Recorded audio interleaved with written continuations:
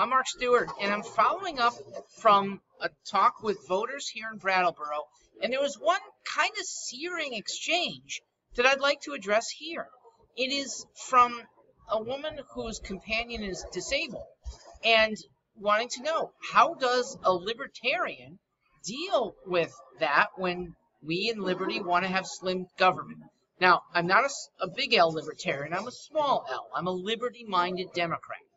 And the answer is the same way or better than government mandates do. The same impulses that have moved some governments to put in an ADA and local governments to put in mandates about what must be provided by what businesses, where, how much. Well, those impulses come from the very human impulses that we have. And we humans take really good care of people who are deserving in the absence of government. I have a test prep company. It's down in Connecticut. It wasn't government that said, put in a chair that allows people to get lifted up the steps to your second floor. There's no mandate, but we do it. And we do it happily to accommodate the occasional person who needs it. It's the same with almost all businesses. Almost all, one, have compassionate humans, two, have the desire for actually those humans who might be customers to keep coming here.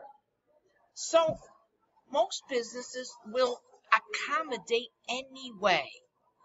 For the few that won't, whether that's a financial inability, or maybe the very few say, screw them, they're on their own. There aren't many of those people out there. But you have a beautiful thing in America called freedom of choice. You can go to the many establishments that welcome you, and you get to shun the ones that don't welcome you. That is better than government, and here's why.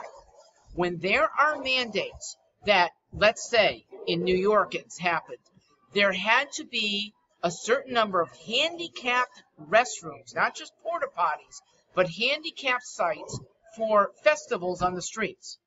They've had to shut down these festivals. So no handicapped person can attend. No festival can be attended because you ended up costing the promoters too much to comply. Let's say it's businesses. Some businesses just can't afford to have the compliance that government requires. They shut down, okay? They basically are keeping their services away from handicapped people. So you end up with a perverse thing. Government making it no better than the many businesses will do on their own, but making it far worse for disabled people and businesses to serve them for some that are marginal. What's the best route? Minimal government, where if you had to have any sort of codification, it is flexible according to the circumstances. I know one business that can do beautiful work for ramp access to its parking lot, but the state of Connecticut said you must do it this way, not their way. And because of that, they're done. They close this July because they're not going to be in compliance. That is sad.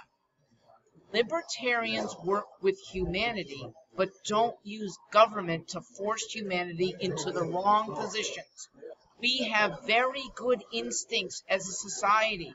Government perverts those instincts, often because, well, there's some contractor who's using the government to do a certain sort of concrete mix, a certain sort of surveying. They have a profit motive that wouldn't be there and wouldn't cost us as much if we ended up using free thought, free market to get better results. I'm Mark Stewart. Thank you for asking. There's my response, and I still welcome your questions, your concerns.